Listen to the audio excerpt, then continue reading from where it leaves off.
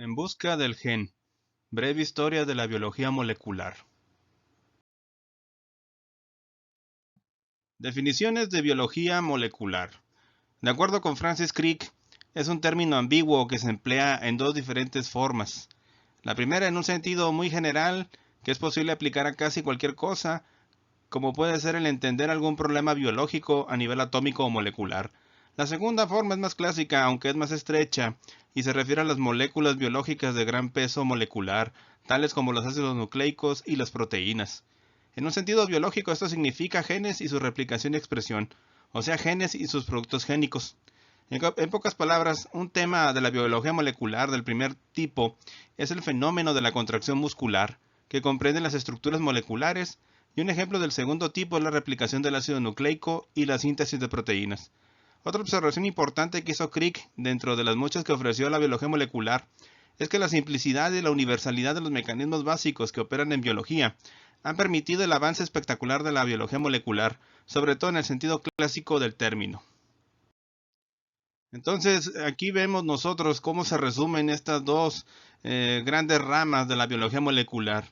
La llamada biología molecular estructural, que se encarga del estudio de la interacción de las moléculas como los ácidos nucleicos y los aminoácidos para formar estructuras secundarias, terciarias, cuaternarias, etcétera. Y la biología molecular funcional, que trata de explicar los mecanismos asociados a la información genética y cómo estos se expresan en la maquinaria celular hasta llegar al nivel de órganos y tejidos. Ahora debemos de preguntarnos qué es un gen o un gene. Gregor Mendel en sus experimentos propuso la idea original del gen, aunque él no lo denominó genes sino factores, y vendrían a ser los responsables de la transmisión de los caracteres de una generación a la siguiente, lo que ahora llamamos genotipo. El gen mendeliano es una unidad de función, estructura, transmisión, mutación y evolución que se distribuye ordenada y linealmente en los cromosomas. ¿Sí? Entonces, él identificó dos tipos distintos de genes, los dominantes y recesivos, y todo esto utilizando como modelo de estudio a la planta de chícharo o guisante, Pisum sativum. Esta planta, después de lograr lo que se llaman líneas puras, pues logró encontrar características que estaban presentes o ausentes, aunque sabemos que en la actualidad tenemos lo que se llama la codominancia, en donde los genes se pueden mezclar y donde no tenemos una dominancia completa como Mendel lo había estudiado. Pero viendo esos casos particulares, las leyes de Mendel todavía tienen uso en nuestro tiempo, con ciertos asegúnes. La palabra gen fue acuñada en 1909 por el botánico danés Wilhelm Ludwig Johansen a partir de una palabra griega que significa generar, refiriéndose a la unidad física y funcional de la herencia biológica. Hacia 1950 se impuso el concepto de gen como la cadena de ADN que dirige la síntesis de una proteína. Este es un concepto que proporciona una naturaleza molecular o estructural al gen. El gen codifica proteínas y debe tener una estructura definida por el orden lineal de sus tripletes o codones. ¿Sí? Hay que recordar que en aquella década es cuando se dan los primeros estudios estructurales con respecto a las moléculas de ADN y ARN. Más tarde surge el concepto de gen como lo que actualmente se llama un cistrón, la cadena de ADN capaz de dirigir la síntesis de un ARN mensajero que codifica para un polipéptido. Esto es el dogma central de la biología molecular. Este concepto surge al comprobar que la mayoría de las proteínas están formadas por más de una cadena polipeptídica y que cada una de ellas está codificada por un gen diferente. Actualmente se sabe que algunos genes codifican más de un polipéptido y que una proteína puede ser codificada por el conjunto de diferentes genes. La existencia de genes solapantes y el procesamiento alternativo rebaten la hipótesis de un gen, un polipéptido. Más bien debe proponerse la relación inversa, un polipéptido, un gen. Además existen algunos genes que no codifican proteínas sino ARN con función propia, ARN transferentes y ARN ribosómicos, por ejemplo, y que no se traducen, por lo que no es necesaria la traducción para que un gen tenga una función determinada. El gen es, pues, la unidad mínima de función genética que puede heredarse. Las leyes de Mendel, 1865. Por siglos, los seres humanos desconocieron los mecanismos por los cuales se heredan ciertas características de una generación a la próxima. Pero esto no fue una dificultad para que pudieran realizar mejoramiento genético en plantas y animales. No fue hasta 1865 cuando el monje austriaco Gregor Mendel publicó en una desconocida revista de su país, lo que es la actual República Checa, los resultados de sus años de investigación en el chícharo con respecto a la herencia de caracteres dominantes y recesivos.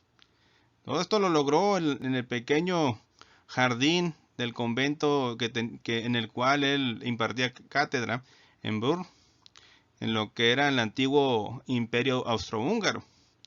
Y en sus inicios Mendel iba a trabajar con ratones, pero debido a la enorme cantidad de animales que debía de manejar y a los malos olores que provenían de su habitación, pues sus superiores le sugirieron cambiar de organismo modelo, por lo cual decidió utilizar una planta, y en este caso fue el chícharo. Aquí observamos ahí el jardín en donde trabajó con más de 33.500 plantas de chícharo entre los años de 1856 y 1863, incluyendo más de 6.400 plantas que crecieron en un solo año. Recibió la ayuda de 2 monjes en sus experimentos. En el monasterio existe un museo a la memoria de Mendel llamado el Mendelianum. Y esto que realizó Mendel fue pura estadística. O sea, contar individuos, sacar las medias, medianas y de ahí determinar probabilidades para la herencia de ciertas características. Miescher y la nucleína, 1869. Hasta mediados del siglo XX no se supo con certeza en qué moléculas residían los caracteres de la herencia que Mendel había identificado. A nivel celular ya se había propuesto el núcleo como guardián de la herencia, descubierto por Robert Brown en 1820. En 1869, Friedrich Miescher descubrió los ácidos nucleicos en los glóbulos blancos y en el esperma del salmón, sustancia a la que él llamó nucleína. Pero este descubrimiento pues también pasó a la oscuridad y, como bien mencionábamos, no fue sino hasta los años de la década de 1940 cuando se determinó de forma fehaciente que el ADN y el ARN, o sea, los ácidos nucleicos, eran las moléculas encargadas de guardar la información genética de los seres vivos. Por mucho tiempo se pensó que las proteínas, debido a su amplia distribución en los seres vivos, eran las moléculas encargadas de llevar a cabo esta labor. En 1910, Thomas Hunt Morgan estableció la relación de los genes con los cromosomas gracias a sus estudios con la mosca de la fruta, Drosophila melanogaster. Aquí utilizó un organismo que tenía un ciclo de vida muchísimo más corto que las plantas de Mendel, los chícharos. Además de que es de los pocos organismos cuyos cromosomas pueden ser vistos en un microscopio óptico.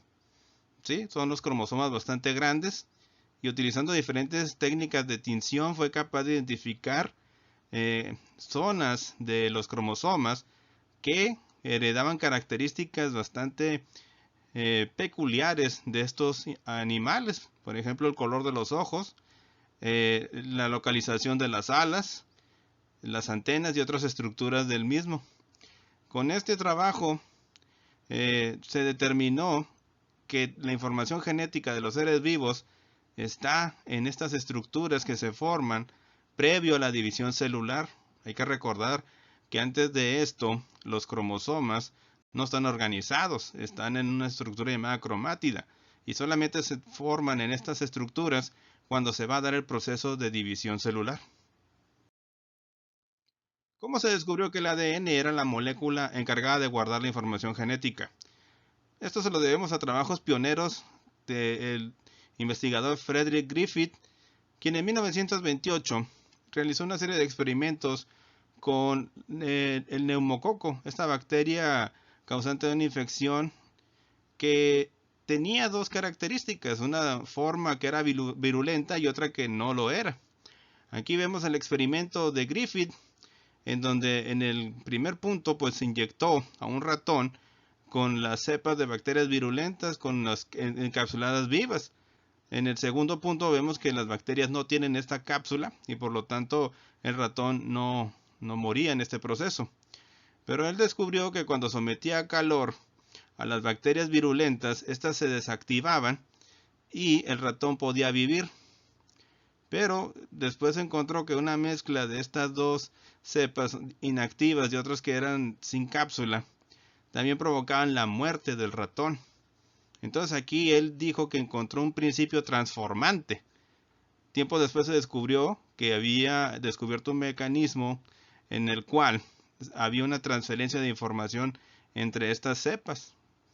Eso también fue descrito tiempo después debido a otra enfermedad. El experimento de Edward L. Tatum y George W. Batley consistía en exponer al moho Neurospora crassa a rayos X, causando mutaciones. Con esto tenían como objetivo originar individuos mutantes incapaces de sintetizar determinados compuestos. Estos organismos defectuosos solo sobrevivían si se añadía al medio el compuesto correspondiente, un aminoácido en este caso. Mediante métodos adecuados demostraron que los individuos mutantes tenían afectado un gen y que eso impedía la formación de una enzima, la cual permitía la formación del compuesto incapaz de sintetizar. En varias series de experimentos demostraron que esas mutaciones causaron cambios en las enzimas específicas implicadas en las rutas metabólicas. Estos experimentos, publicados en 1941, los llevaron a proponer un vínculo directo entre los genes y las reacciones enzimáticas, conocida como la hipótesis un gen, una enzima. Según esta hipótesis, un gen contiene la información para que los aminoácidos se unan en un determinado orden y formen una enzima. Posteriormente se comprobó que la hipótesis podía hacerse extensiva a todas las proteínas y no solo a las enzimas, y se reformuló como un gen, una proteína. Por sus trabajos, Tatum y Batley compartieron con Joshua Lederberg el Premio Nobel de Fisiología o Medicina en 1958 por sus trabajos sobre los bloqueos metabólicos controlados por genes. Erwin Schrödinger y sus contribuciones a la biología molecular. Erwin Schrödinger es muy famoso por su famosa paradoja del gato de Schrödinger, que era más bien una burla a la mecánica cuántica y que más o menos dice que un gato es encerrado dentro de una caja junto con un elemento radioactivo y de alguna manera hay un mecanismo que rompe el recipiente que contiene este elemento. Entonces nosotros no sabemos si el gato en el interior está vivo o muerto. Entonces esto lo sabremos hasta que se abra la caja. En la actualidad pues se utiliza mucho este experimento mental para explicar lo que es la mecánica cuántica, pero Erwin Schrödinger lo utilizó más bien como una burla a tan extraña teoría que en su época no era muy aceptada por la comunidad científica. Otra contribución importante de Schrödinger en la ciencia se dio en la biología molecular cuando en 1944 se publica el libro ¿Qué es la vida?, basado en una serie de conferencias dictadas por el físico en el Trinity College de Dublín, en Irlanda. En su libro, Schrödinger pregunta, ¿cómo pueden los hechos que toman lugar dentro del ámbito espacial y en el tiempo de un organismo vivo ser explicados por la física y la química? Contestando después él, de forma resumida como una respuesta preliminar, la obvia incapacidad de la física y de la química de ahora para explicar dichos eventos no es razón para dudar de que estos pueden ser explicados por estas ciencias. Y es que en el libro de Schrödinger pues se pueden encontrar algunas preguntas como ¿cuál es la estructura física de las moléculas que se duplican cuando se dividen los cromosomas? ¿Cuál es el proceso de duplicación que debe comprenderse? ¿Cómo estas moléculas retienen su individualidad de generación en generación? ¿Cómo tienen éxito para controlar el metabolismo de las células? ¿Cómo crean la organización que es visible en la estructura y función de los organismos superiores? Schrödinger no contestó estas preguntas, pero al plantearlas, puso a la biología a buscar respuestas a estas cuestiones, conduciéndola al nacimiento de la biología molecular y el descubrimiento tales como el descubrimiento de la doble hélice y la clave en triadas, o sea, el código genético, el análisis preciso y la síntesis completa de los genes, y la medición cuantitativa de la divergencia evolutiva de las especies. Otro grupo de investigadores muy importantes para el desarrollo de la biología molecular fue el famoso grupo de los fagos, quienes hicieron trabajos en el laboratorio de Cold Spring Harbor en Nueva York en la década de 1940. Estuvo integrado por los físicos Max Delbruck, Salvador Edward Luria y Alfred D. Hershey. Ellos Utilizaron en estos ensayos y experimentos como organismos modelos a los bacteriófagos o fagos para desentrañar los mecanismos de replicación. Estos son virus que infectan bacterias, y también estudiar su estructura genética. Los tres recibieron el Premio Nobel de Medicina o Fisiología en 1969. ¿Y por qué estudiar bacteriófagos? Pues Salvador Edward Luria ya había comenzado algunos de estos trabajos cuando él estudiaba en Italia, y cuando emigró a Estados Unidos fue cuando volvió a retomar estos temas, y era por la gran sencillez que era de producir estas entidades, y también la posibilidad de estudiar los procesos de replicación de estos virus, además de que son bastante comunes en la naturaleza. Y es que como modelo para estudio, el fago que usaron, el T4 de Enterobacteria, es un fago que infecta bacterias como la Escherichia coli. Su ADN mide de 169 a 170 kilobases. El fago T4 tiene algunas características únicas como intrones al estilo de una eucariota, o sea, regiones codificantes y no codificantes. Alta velocidad de copia de ADN con solo un error cada 300 copias. Mecanismos especiales de reparación. Su ciclo vital, desde que entra la bacteria hasta su destrucción, dura cerca de 30 minutos a 37 grados centígrados y consta de absorción y penetración, se inicia inmediatamente. Secuestro de la expresión génica del huésped, se inicia inmediatamente. Síntesis de enzimas, se inicia al cabo de 5 minutos. Replicación del ADN, se inicia al cabo de 10 minutos. Y la formación del virus, se inicia al cabo de 12 minutos. Eso quiere decir que su ciclo de replicación es bastante rápido.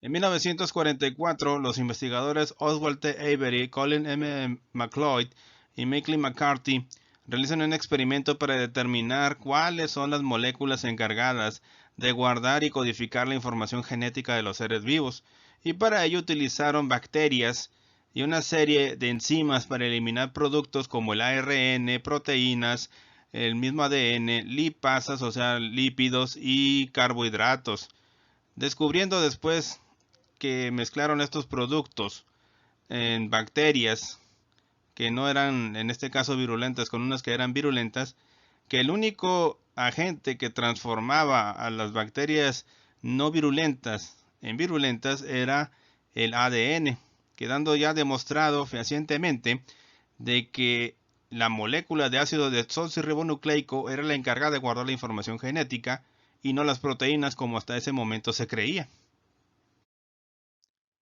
Un hecho muy importante en el desarrollo de la biología molecular y la biología fue la determinación y la descripción de la estructura de la hélice alfa. Esto realizado por Linus Pauling en 1951. Pauling y sus colegas propusieron la estructura de doble hélice y la hoja beta para explicar la estructura secundaria de las proteínas, con lo cual pudieron describir la estructura de la hemoglobina, problema al que Pauling dedicó varios años. En base a esta estructura, Pauling propuso una estructura helicoidal, además de sugerir una propiedad neutra y no ácida, como se había ido observando en este ácido nucleico. Al haber descrito la hélice alfa antes que los científicos del laboratorio Cavendish, su director, Sir Lawrence Bragg, proporcionó a Watson y Crick las fotos y material sin publicar, sin la autorización de Maurice Wilkins y Rosalind Franklin del King College, para lograr determinar la estructura tridimensional del ADN. A partir del material proporcionado en 1953, describieron correctamente la estructura del ADN, ganando 10 años después el Premio Nobel de Medicina. Esto utilizando mucho del conocimiento acumulado a lo largo de los años en el estudio de los ácidos nucleicos y también de las proteínas. En 1952, Martha Chase y Alfred Hershey realizaron una serie de experimentos para confirmar si es que el ADN es la base del material genético y no las proteínas, en lo que se denominó el experimento de Hershey y Chase. Si bien la existencia del ADN había sido conocida por los biólogos desde 1869, en aquella época se había supuesto que eran las proteínas las que portaban la información que determina la herencia. En 1944, mediante el experimento de Avery, McLeod y McCarthy, se tuvo por primera vez algún indicio del rol que desempeña el ADN.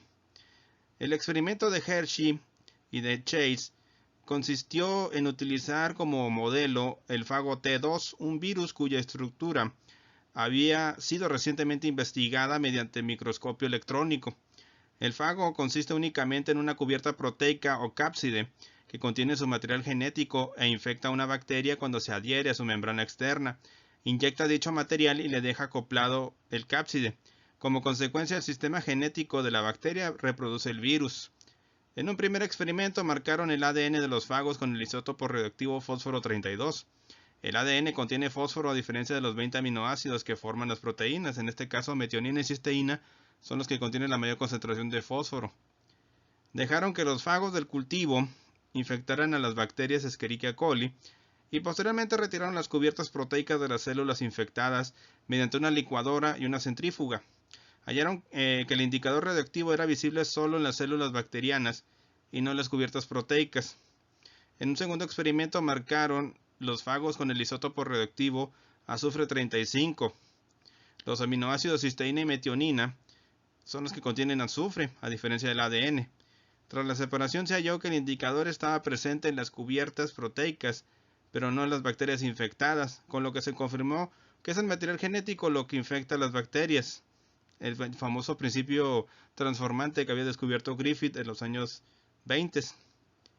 Hershey y Chase encontraron que el azufre 35 queda fuera de la célula, mientras que el fósforo 32 se lo encontraba en el interior, indicando que el ADN era el soporte físico del material hereditario y dando evidencias fehacientes de que el ADN es la molécula encargada de la transmisión de la información genética.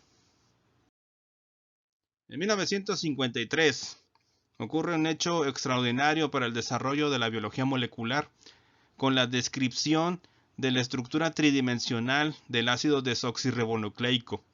Y esto es una historia que tiene muchas aristas y también tiene muchos protagonistas, no solamente el Dr. James Watson y Francis Crick.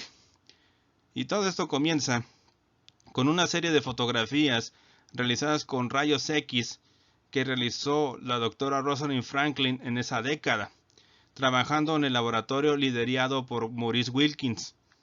El problema aquí empezó porque estos dos investigadores tenían caracteres que chocaban entre sí y cada uno creía que estaba al mando del laboratorio y de la investigación que estaban realizando, lo cual provocó varios conflictos entre estos dos individuos. La fotografía 51 es la más famosa que logró obtener esta investigadora utilizando unos filamentos de ADN ligeramente deshidratados.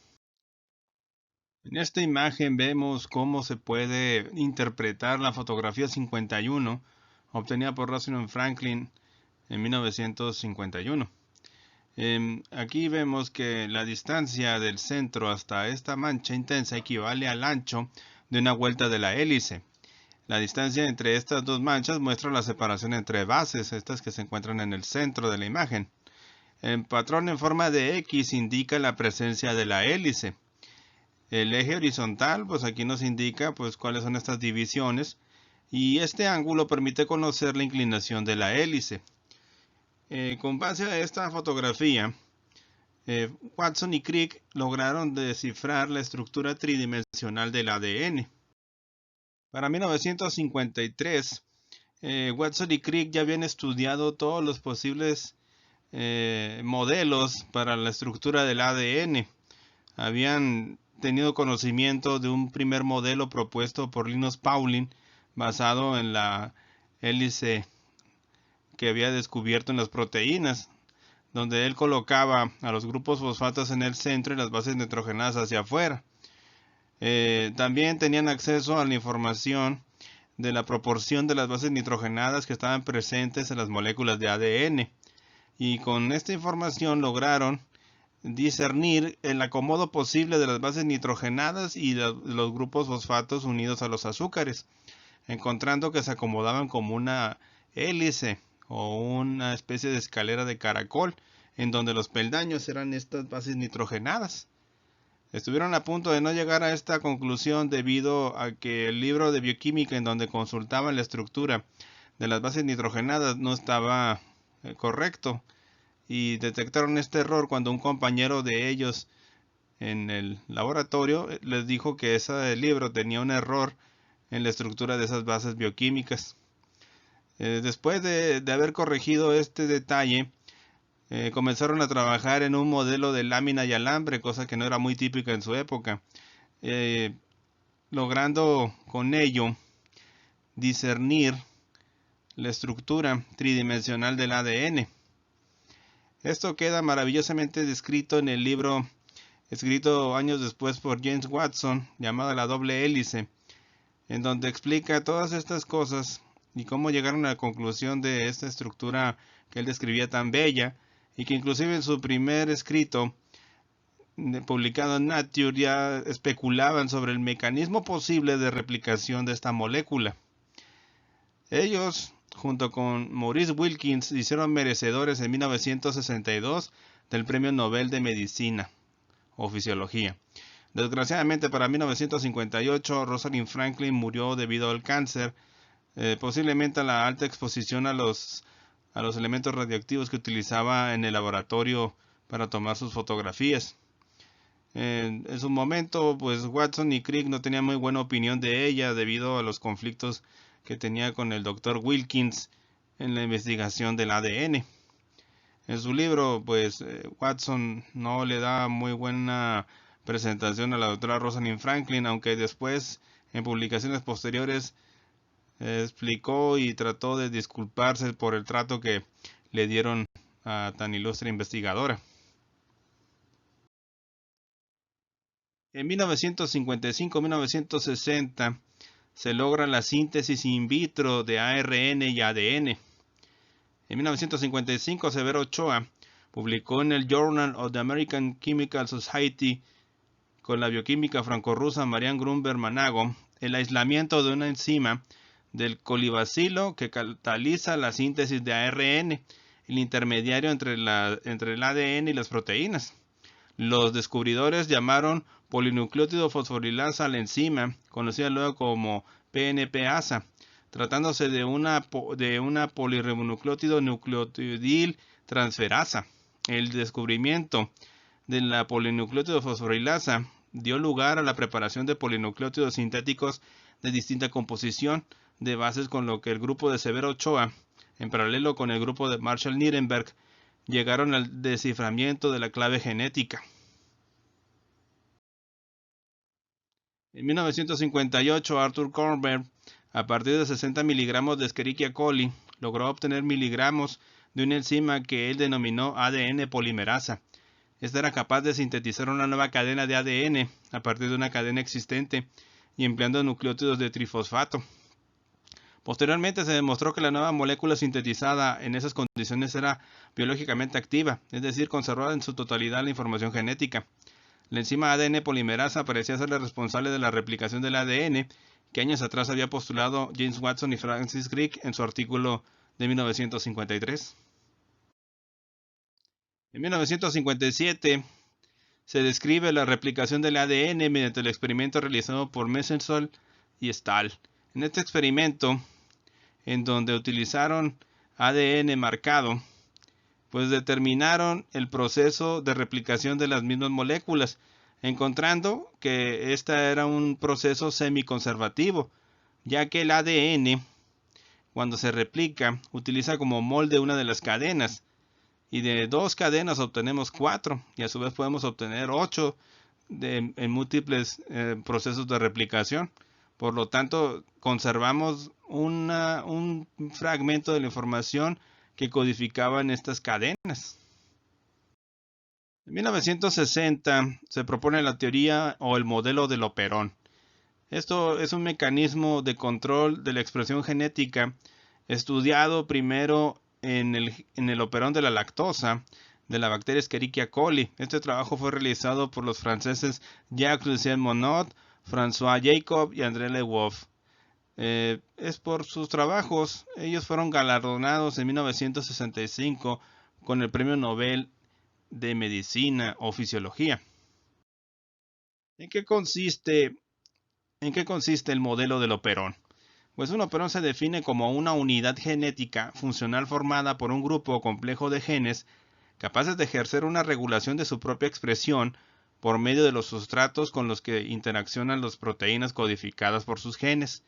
Este complejo está formado por genes estructurales que codifican para la síntesis de proteínas, generalmente enzimas, que participan en vías metabólicas cuya expresión generalmente está regulada por otros dos factores de control llamados el factor promotor y un operador. El operador permite la activación-desactivación del promotor a modo de interruptor génico por medio de su interacción con un compuesto inductor, y de esta manera el promotor dará lugar a la expresión-represión del resto de los genes estructurales. Y esto fue explicado utilizando el operón de la lactosa. Aquí vemos esa proteína represora y la unidad o el gen regulador de este gen.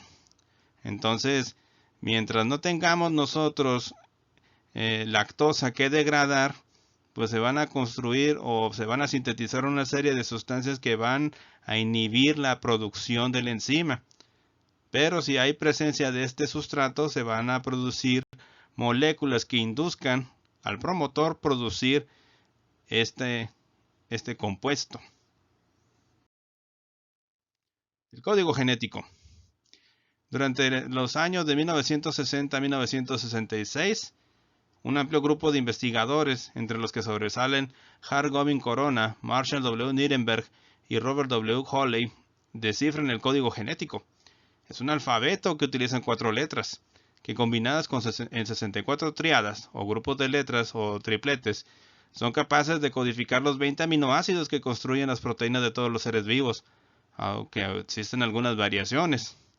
Y es que este trabajo arduo de descifrar cómo es que 4 letras, si así les llamamos a las bases nitrogenadas, adenina, timina, citosina y guanina, son capaces de codificar los 20 diferentes tipos de aminoácidos que existen en la naturaleza. Esto fue un trabajo que empezó en los 50 con George Gamow, quien propuso un modo en que podía codificarse esta información utilizando tan solo 4 diferentes bases nitrogenadas, y fue proponiendo el modelo de las triadas o los tripletes. ¿Qué significa esto? Que el ARN codifica utilizando 4 letras, que en este caso son guanina, citosina, uracilo y adenina, los 20 aminoácidos, y entonces estas 4 letras se combinan entre sí en 64 diferentes combinaciones, ¿sí? Debido a esto, por ejemplo, el número de posibles codones es 64, de los cuales 61 codifican aminoácidos, siendo además uno de ellos el codón de inicio, AUG, o la metionina en este caso, y los 3 restantes son sitios de parada, el uracilo adenina adenina llamado ocre, uracilo adenina guanina llamado ámbar, y uracilo guanina adenina llamado ópalo.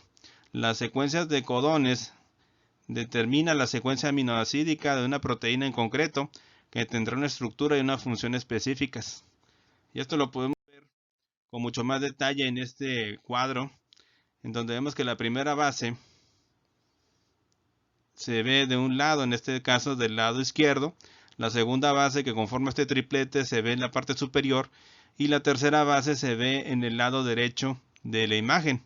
Aquí vemos que hay algunos aminoácidos que son codificados por más de un triplete, y solo vemos uno que codifica a la metionina, que es el aminoácido que inicia el proceso de síntesis de proteínas.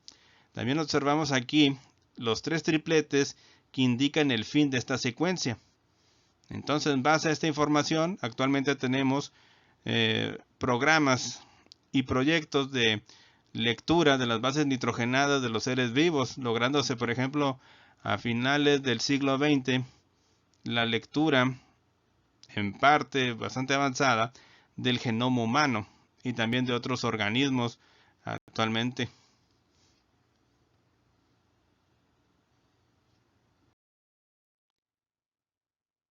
En 1970, Francis Crick y Howard M. Temin proponen el llamado dogma central de la biología molecular. Aunque esta palabra dogma fue más usada como una especie de chiste porque los dogmas, si ustedes no saben, en las iglesias son verdades que no tienen discusión. En este caso, el primer modelo para explicar el flujo de la información genética contemplaba que el ADN, como su flecha dando vueltas ahí en la palabra ADN, indica que tiene la capacidad de replicarse igual que el ARN. La flecha que dice transcripción nos indica que el ADN se transcribe en una molécula, el ARN, y esta a su vez se traduce en una proteína.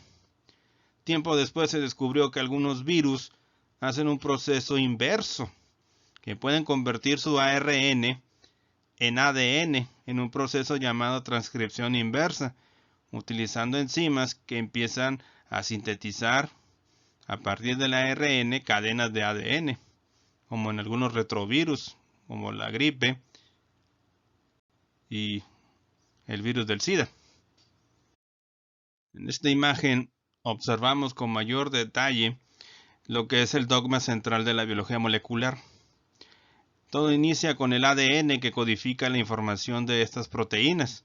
Cuando las células necesitan producir estas enzimas o proteínas, lo que hace el ADN es abrir su cadena y realizar una copia, en este caso transcribiéndola en forma de ARN mensajero.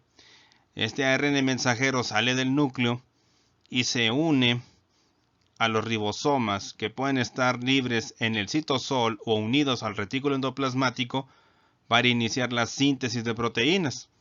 Entonces, una vez unido al ribosoma, otras moléculas de ARN llamadas de transferencia o transferente, dependiendo del triplete que hayan leído, van a traer un aminoácido específico.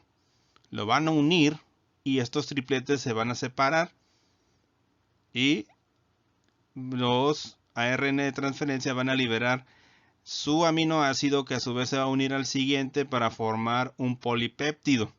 Al final obtendremos una proteína en bruto que puede ser utilizada ya directamente por las células o puede ser reprocesada para su terminación dentro de los retículos o en algún otro organelo como el aparato de Golgi. En la década de 1970, después del descubrimiento de la estructura tridimensional del ADN y del código genético, algunos investigadores comienzan a dar los primeros pasos de la ingeniería genética. ¿Sí? En 1953, por ejemplo, se descubrió el fenómeno llamado de restricción. Ciertos fagos, o sea, virus bacterianos, que parasitan a Escherichia coli, podían desarrollarse en ciertas cepas de esta bacteria, pero no podían hacerlo en otras. Se dice que están restringidos en determinadas cepas. A finales de los 60, Werner Arber en Basilea descubre las enzimas de restricción responsables de ese fenómeno. La cepa de bacteria restrictiva produce unas enzimas endonucleasas, enzimas de restricción o restrictasas, que escinden el ADN del fago crecido en otra cepa diferente. Lo que significa es que estas bacterias tienen un mecanismo genético que les permite destruir las secuencias de estos virus y así evitar la captura de la bacteria, destruyendo estas secuencias de ADN, cortándolo en este caso.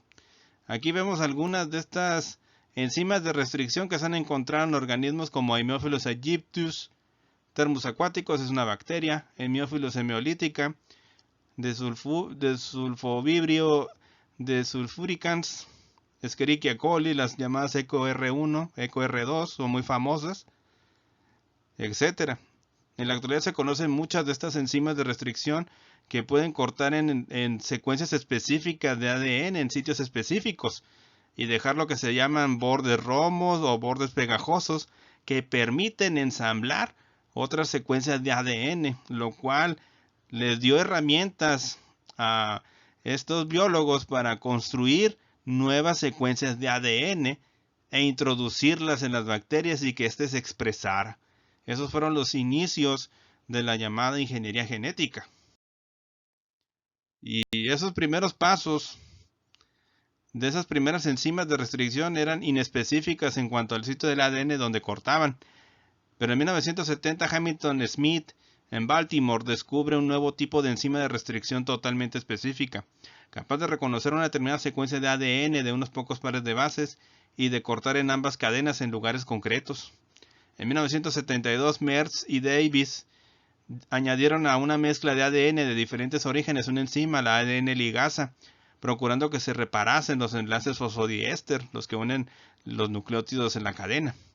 Y esto los hizo darse cuenta de que podían constituir la base para la producción de moléculas recombinantes in vitro con material genético de diferentes especies. Pero este ADN recombinante generado en el tubo de ensayo es inerte, no es más que una macromolécula híbrida que por sí sola no hace nada. Si queremos que el ADN recombinante haga algo, hay que introducirlo a las células vivas que sean capaces de expresar su información genética. Esto nos lleva a la idea de lo que es la ingeniería genética, la formación in vitro de nuevas combinaciones de material genético por medio de la inserción de un ADN de interés en un vehículo genético, un vector, de modo que tras su introducción en un organismo hospedero, el ADN híbrido recombinante se pueda multiplicar, propagar y eventualmente expresarse.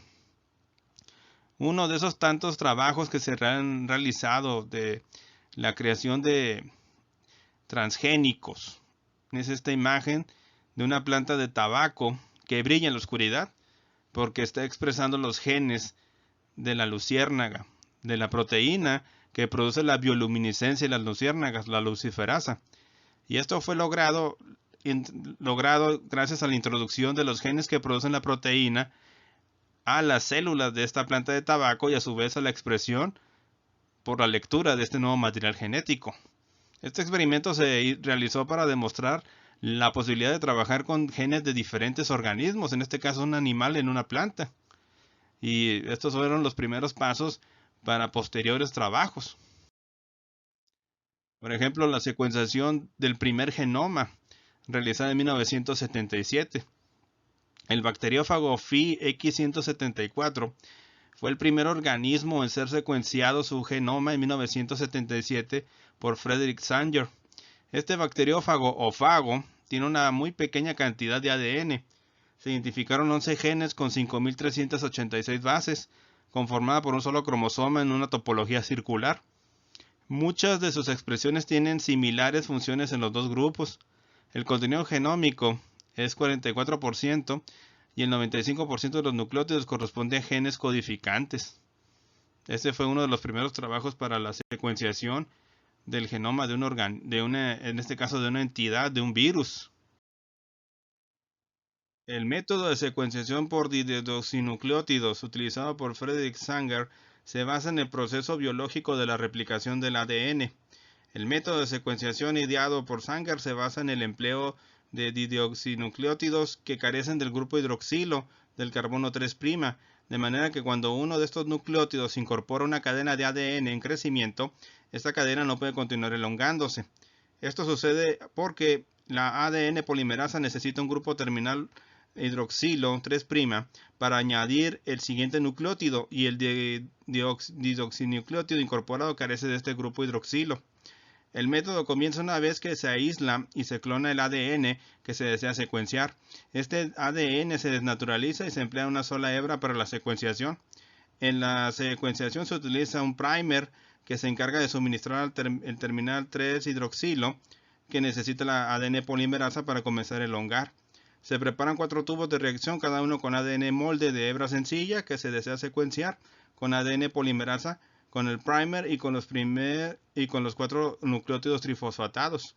A cada tubo se le añade una pequeña proporción de un dideoxinucleótido trifosfato, un tubo de DATP, otro con DDATP, el tercero con DDGTP y el cuarto con DSTP, o sea, cada una de las 4 bases nitrogenadas. En cada uno de estos tubos se producen cadenas de ADN de distintas longitudes, todas las cuales terminan en el lugar en que se incorporó el dideoxinucleótido correspondiente añadido al tubo. Los productos de las 4 reacciones, cada una conteniendo una pequeña cantidad de uno de los 4 dideoxinucleótidos, se cargan en un gel de acrilamida y se someten a electroforesis. Así obtendremos un patrón de bandas en orden del cual es posible deducir la secuencia del ADN introducido. En la segunda parte de la secuenciación de Sanger se utiliza una placa de gel de acrilamida y mediante una carga eléctrica utilizamos la electroforesis para separar los componentes de las mezclas. Debido a que el gel de acrilamida tiene diferentes poros y a la carga eléctrica que le inducimos a las secuencias de ADN, pues nosotros obtenemos un conjunto de marcas en el gel que pueden ser reveladas utilizando bromuro de etilo o utilizando elementos radioactivos para poder realizar una fotografía o radiografía y así poder tener una secuencia de las bases nitrogenadas que componen estos ADNs que fueron aislados por el método de Sanger. En la actualidad, la secuenciación de ADN es una técnica muy normal. Los sustratos normales para la replicación del ADN son los DNTPs. La estructura ligeramente diferente de los DNTPs detiene la síntesis de ADN. Cuando estos DNTPs marcados son incorporados dentro de una mezcla conteniendo cadenas sencillas de ADN plantilla o copias de secuencias desconocidas, el resultado es una colección de fragmentos de varias longitudes que pueden ser separadas por la electroforesis, lo cual nos ayuda a nosotros a identificar de una forma bastante eficiente la secuencia de nucleótidos de estas moléculas y así poder identificar el organismo o realizar la secuenciación de su genoma. Otra herramienta muy importante en la actualidad para la biología molecular y en general para la biología es la Polymerase Chain Reaction, el PCR, desarrollado en 1986 por Kary Mullis. La reacción en cadena de la polimerasa, popularmente conocida como PCR por sus siglas en inglés, es una técnica de biología molecular descrita en 1986 por Kary Mullis, cuyo objetivo es obtener una gran cantidad o número de copias de un fragmento de ADN particular, partiendo de un mínimo de este. En teoría, basta partir de una única copia de este fragmento original o molde. Esta técnica sirve para amplificar un fragmento de ADN. Su utilidad es que tras la amplificación resulta mucho más fácil identificar con una muy alta probabilidad virus o bacterias causantes de una enfermedad, identificar personas, o sea cadáveres también, o hacer una investigación científica sobre el ADN amplificado. En estos usos derivados de la amplificación han hecho que se convierta en una técnica muy extendida con el consiguiente abaratamiento del equipo necesario para llevarla a cabo. En sus inicios, esta técnica utilizaba como enzima replicadora la ADN polimerasa de Escherichia coli. El problema es que el ADN en el proceso de replicación, utilizando un aparato como el termociclador, necesita ser calentado a altas temperaturas, lo cual degrada a la ADN polimerasa de la bacteria Escherichia coli. Pero tiempo después se descubrieron polimerasas que resistían el tratamiento al cual se tenía que someter el ADN, logrando abaratar la producción y hacerla más eficiente. Un hecho curioso es la historia que contaba el doctor Kary Mullis de cómo llegó a la idea del PCR. Y es que él decía que cuando salió de su trabajo un viernes en la década de los 80, viajando, según algunas historias que cuenta él, con su novia en su carro, camino a su casa en California, mientras viajaba por la autopista, veía cómo entraban y salían los vehículos, cambiaban las luces de los semáforos, y llegó a su mente la idea de utilizar polimerasas de las bacterias, utilizarlas in vitro para hacer la replicación del ADN y así obtenerlas en grandes cantidades, solamente dándoles los DNTPs, algo de magnesio y las enzimas para la producción de estas secuencias. Aunque hay otras personas que dicen que esta idea ya la tenía desde hace rato y no le ponían tanto romanticismo a la forma en que se le ocurrió este procedimiento. Otro hecho interesante fue que en 1994 fue acreedor del Premio Nobel de Medicina por la invención de este procedimiento, cosa inédita en los Nobel porque solo se premian investigaciones del área de las ciencias puras y no un procedimiento como el PCR. En este gráfico pues podemos observar de forma así bastante simplificada cómo funciona la Polymerase Chain Reaction. Aquí pues, tenemos una molécula de ADN con una secuencia blanco calentada que va a ser copiada y va a ser desnaturalizada. En el segundo paso, cuando la mezcla se enfría, los primers se unen a una hebra simple de ADN. Estos primers o cebadores, como se podrían traducir al español, aunque nadie lo usa en ese término, son indicadores del inicio y el final de una secuencia de ADN y es importante para la polimerasa porque debe saber dónde inicia y dónde termina la secuencia para hacer la copia. Los DNTTPs y la ADN polimerasa son agregadas para sintetizar dos nuevas cadenas de ADN. ¿Sí? En el cuarto paso el proceso es repetido doblando la cantidad de ADN, o sea que empezamos con dos cadenas, luego teníamos un segundo ciclo con 4, después este ciclo las duplicó a 8 y de así 16, 32, 64, 128 y así hasta llegar a algunos millones después de varios ciclos de replicación. Por repetición del proceso, muchas copias del ADN original pueden ser producidas en corto tiempo. Dependiendo del experimento o del trabajo que realicemos, es el número de ciclos que le vamos a dar al proceso para hacer las copias de ADN. Y una vez ya duplicadas, las podemos nosotros separar por los blots, los Southern o Northern blots, dependiendo de la aplicación que tengamos de este ADN. Inclusive lo podemos utilizar para construir vectores de transformación genética. Además de las pruebas de paternidad, identificación de cadáveres, estudios arqueológicos, enfermedades, etc. Tiene una múltiples aplicaciones esta técnica. Un gen codifica la forma del cuerpo. Edward W. Lewis desarrolló trabajos en el campo de la genética, con descripción de la influencia de los genes en el desarrollo embrionario del feto. Junto con C. Nusslein Borchardt y Eric Weishaupt, obtuvo el Premio Nobel de Fisiología y Medicina en el año 1995. Nusslein Borchardt y Weishaupt consiguieron identificar respectivamente en la Drosophila melanogaster una serie de genes que determinan la evolución de los distintos segmentos del animal y deciden su conversión en organismos especializados. Esto fue lo que ellos descubrieron, que los genes en los cromosomas determinan la construcción del individuo. Y aquí lo vemos con dos ejemplos, Drosophila melanogaster y un ratón. Son los famosos genes Hox o la caja Hox, que es como decir que en el ADN está codificada en una secuencia de genes la construcción de un organismo. En el caso de la mosca de la fruta, donde van a estar las alas, las patas, la cabeza, los ojos, el tórax, etc. Y en el caso del ratón, por la cabeza, el tórax, las patas y la cola de este animal.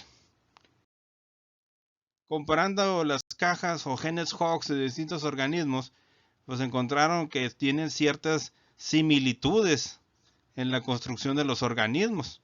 Aquí lo podemos ver en este árbol filogenético, comparando a insectos, anélidos, mamíferos, etc. Otra rama muy importante de desarrollo de la biología molecular fue la bioinformática. Esto sucedió a principios del siglo XXI. La bioinformática, según una de sus definiciones más sencillas, es la aplicación de la tecnología de computadoras a la gestión y análisis de datos biológicos. Los términos bioinformática, biología computacional y en ocasiones biocomputación, utilizados en muchas situaciones como sinónimos, hacen referencia a campos de estudios interdisciplinarios muy vinculados que requieren el uso o el desarrollo de diferentes técnicas que incluyen informática, matemática aplicada, estadística, ciencias de la computación, inteligencia artificial, química y bioquímica para solucionar problemas, analizar datos o simular sistemas o mecanismos, todos ellos de índole biológica y usualmente, pero no de forma exclusiva, en el nivel molecular. El núcleo principal de estas técnicas se encuentra en la utilización de recursos computacionales para solucionar o investigar problemas sobre escalas de tal magnitud que sobrepasan el discernimiento humano. La investigación en biología computacional se solapa a menudo con la biología de sistemas. Y es que desde los años 90 a la fecha aumenta de forma espectacular la cantidad de información disponible sobre secuencias de ADN de muchos organismos. Por eso se han desarrollado en estos tiempos bancos de datos donde se guardan esta información y donde los científicos pueden consultarlo de forma rápida y bastante eficiente.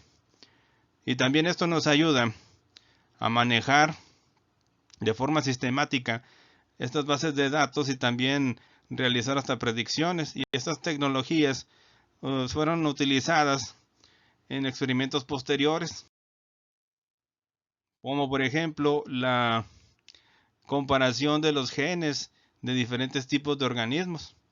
Los principales esfuerzos de investigación en estos campos incluyen el alineamiento de secuencias, la predicción de genes, montaje del genoma, alineamiento estructural de proteínas, predicción de la estructura de las proteínas, predicción de la expresión génica, interacciones proteína-proteína y modelado de la evolución. Y es que los programas de bioinformática permiten a un conocedor saber cómo es la estructura de una proteína o predecir su estructura e inclusive buscar en otros organismos proteínas similares entre sí, lo cual ayuda a hacer la investigación mucho más rápida y sencilla. Y es que se conocen cientos de moléculas que tienen diferentes funciones en los seres vivos. Conocemos las secuencias de estas y comparándolas entre sí podemos encontrar similitudes y diferencias, lo cual nos permite realizar mejores estudios desde el nivel molecular hasta el nivel organismo y ecosistema inclusive. En marzo de 2010, un grupo de investigadores encabezados por J. Craig Venter notificó que habían logrado la inserción de ADN de síntesis artificial, o sea, un cromosoma sintetizado en el laboratorio, en una bacteria, en este caso Mycoplasma, y la misma se dividió y reprodujo. Anteriormente, este mismo grupo de investigadores había publicado la creación del primer cromosoma artificial y su transferencia exitosa a una bacteria del género Mycoplasma. Este trabajo de 10 años fue encabezado por Craig Venter, uno de los competidores en la carrera de desciframiento del genoma humano, hecho que sucedió entre 1990 y el año 2004. Y esto es un hecho espectacular porque permitiría a una persona crear, a partir de la información guardada en los bancos de datos, secuencias de ADN e insertarlas en otro organismo y que éstas se expresaran. Esto abre un mundo de posibilidades tanto buenas como malas. Eso depende mucho de la regulación que se haga.